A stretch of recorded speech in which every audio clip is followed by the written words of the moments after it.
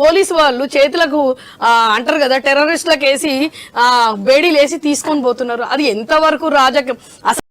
ఒక ప్రశ్నకు సమాధానం ఇవ్వండి, ఆ తర్వాత మళ్ళీ కంటిన్యూ చేద్దాం. ఒక ప్రశ్న బండి దీక్షిత్ గారి దగ్గర నుంచి. ఎస్, బీఆర్ఎస్ వాళ్ళు తొలుత రైతుల గురించి మాట్లాడారు. రైతుల్ని టెర్రరిస్ట్లా వాళ్ళ చేతులకు బేడీలు వేసి ఏ రకంగా తీసుకోపోతారు అనేటువంటి దాని మీద వాళ్ళు ఆగ్రహం వ్యక్తం చేస్తా ఉన్నారు.